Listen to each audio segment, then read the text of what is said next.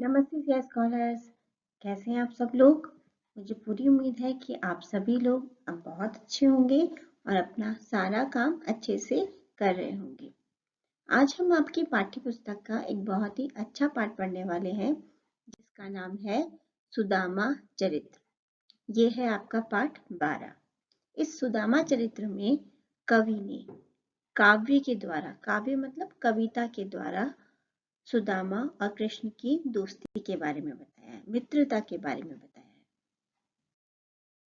इस पूरे सुदामा चरित्र को लिखने वाले हैं श्रीमान नरोत्तम दास जी। इनका जन्म 1550 में उत्तर प्रदेश के सीतापुर जिले में हुआ और मृत्यु 1606 में हुई। इनकी प्रमुख कृतियां मतलब रचनाएं जो है वो है सुदामा चरित्र, ध्रुव चरित्र, नाम संकीर्तन, विचारमाला।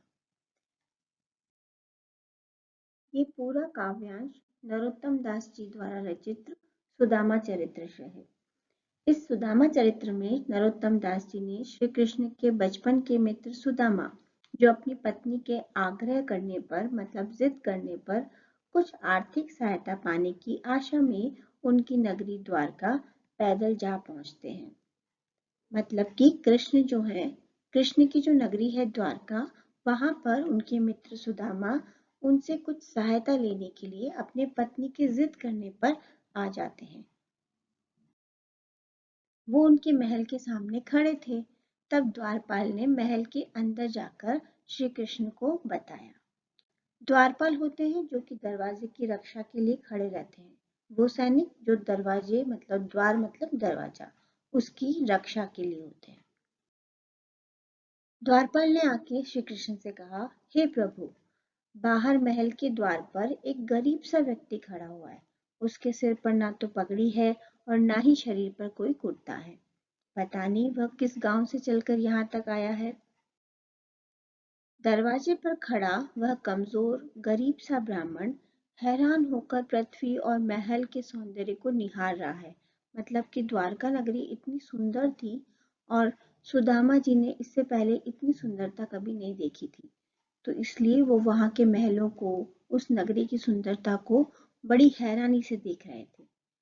और वो दीनदयाल मतलब गरीब ब्राह्मण आपके रहने का निवास स्थान पूछ रहा है और अपना नाम सुदामा बता रहा है। श्री कृष्ण ने जब ये सुना कि उनके मित्र सुदामा उनसे मिलने आए हैं, तो वो दौड़कर उनके पास आए और उन्हें गले लगा लिया। श्री कृष्ण ने जब सुदामा के पैरों की ओर नजर डाली तो देखा उनके पैरों में कांटों के जाल लगे हुए हैं। सुदामा नंगे पैर थे और उनके पैरों में बिवाइयां होती है एड़ियां, वो भी फटी हुई थी। उनका हाल बेहाल था। कृष्ण ने अत्यंत व्याकुल होकर कहा, हे मित्र, तुमने इतना महा दुख पाया, मतलब तुमने अभी तक बहुत दुख पाया है। तुम इतने दिनों तक यहाँ क्यों नहीं आए? क्यों इतने दिनों तक इतना कष्ट भोगते रहे, मतलब इतने दुखी होते रहे? सुदामा की इस बुरी हालत को देखकर श्री कृष्ण भी रोने लगे।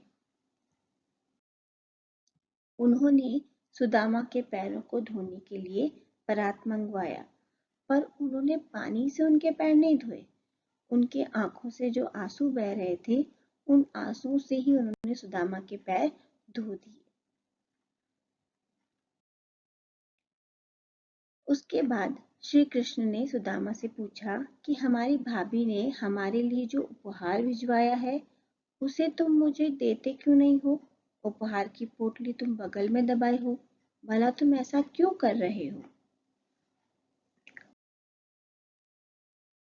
कृष्ण ने सुदामा को अपने बचपन की यादें यादें बताई, जिसमें उन्होंने ये बताया कि संदीपन गुरु, जो उनके गुरु थे, जिनके आश्रम में ये दोनों पढ़ा करते थे, उन्होंने कहा कि जब हम वहाँ साथ साथ पढ़ते थे तो गुरु माता हम दोनों को चबाने के लिए चने देते थे और तुम सारे चने स्वयं खा जाते थे, मेरे हिस्से के चने भी मुझे नहीं देते थे। इस बात पर कृष्ण ने मुस्कुराकर कहा कि लगता है चोरी की तुम्हारी पुरानी आदत अभी तक गई नहीं है। तुम इस कला में प्रवीण हो, मतलब कि चीजों को छुपाने की कला। तुम अभी भी चावलों की पोटली को बगल में दबाए बैठे हो वो अभी भी मुझे नहीं दे रहे। तुम्हारी पिछली आदत अभी तक गई नहीं है। तुम भाभी के भेजे चावलों के साथ भी वैसा ही व्यवहार कर रहे हो, मतलब जिस तरह से वो चने छुपाते थे इसी तरह से वो चावल भी छुपा रहे हैं, श्री कृष्ण को नहीं दे रहे, जो सुदामा की पत्नी ने कृष्ण के लिए उपहार के रूप में भेजे थे। श्री कृष्ण ने सुदामा का बहुत आदर सत्कार किया और बहुत ही आदर पूर्वक उन्हें वापस विदा किया। जब सुदामा रास्ते में वापस आ रहे थे तो उनके मन में ये विचार आ रहे थे कि जब मैं कृष्ण के यहाँ पहुंचा था तब तो उन्होंने बड़ी प्रसन्नता दिखाई, उठकर गले मिले, मुझे बहुत आदर दिया, लेकिन विदाई के अवसर पर इस तरह खाली हाथ भिजवा दिया। ये बात उनको समझ में नहीं आ रही थी। वास्तव वास्तव में तो श्री कृष्ण ने जब सुदामा के 2 मुट्ठी चावल खाए थे तभी 2 लोगों की संपदा उन्हें दे दी थी और सुदामा इस बात से बिल्कुल अनजान थे, उन्हें ये चीज नहीं पता थी। वो तो यही सोच रहे थे कि जिस तरह से बचपन में श्री कृष्ण दही मांगने के लिए घर घर फिरते थे, वो भला मुझे क्या देंगे, वो तो माखन चोर है। लेकिन उनकी पत्नी ने जिद की थी, इसलिए वो यहाँ पर आए थे। वो यहाँ नहीं आना चाहते थे, लेकिन उनकी पत्नी की जिद पर वो द्वारका नगरी श्री कृष्ण से मिलने आए थे। अब जाकर कहूंगा अपनी पत्नी से कि बहुत धन मिल गया, अब इसे संभाल के रखो। वास्तव में सुदामा बहुत खिन्न थे, मतलब दुखी थे, क्योंकि वो यहाँ आना ही नहीं चाहते थे और अब खाली हाथ जा रहे थे। हालत तो यह थी कि जो चावल वो मांग कर लाए थे उपहार में देने के लिए, वो भी कृष्ण ने ले लिए थे और बदले में वो खाली हाथ वापस आ रहे थे। लेकिन जब सुदामा ने अपने गांव में जाकर देखा तो वहां पर बिल्कुल द्वारका जैसा ही ठाट बाट था, वैसा ही राज सामान, उसी प्रकार के हाथी घोड़े जैसे द्वारका में थे। उनके मन में भ्रम छा गया, मतलब वो एकदम, उन्हें कुछ समझ नहीं आ रहा था।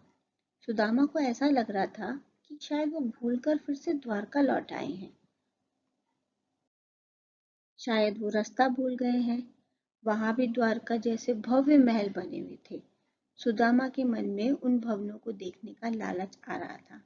उनके मन में आ रहा था कि एक बार फिर से वो उन भवनों को, उन महलों को जाकर देखें, और यही सोचकर वो गांव में बीच में चल रहे थे। वहां जाकर वो सबसे अपनी झोपड़ी के बारे में पूछ रहे थे, लेकिन उन्हें अपनी झोपड़ी कहीं भी मिल नहीं रही थी। लेकिन हुआ क्या, जब सुदामा ने अपनी झोपड़ी की जगह शाही महल और ठाट बाट देखा तो वो देखते ही रह गए। उस समय उन्हें कृष्ण की जादूगरी या कृष्ण की उदारता का पता चला।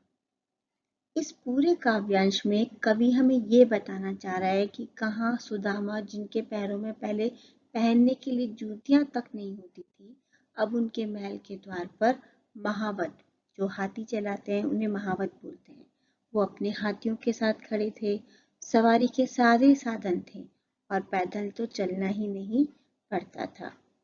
तो ये थी श्री कृष्ण और सुदामा की मित्रता की कहानी, जिसे नरोत्तम दास जी ने बहुत ही अच्छी कविता के रूप में बताया है। आपको इस पूरी कविता का भावार्थ, मतलब अर्थ, अपनी कॉपी में उतारना है। ये है आपका आज का काम।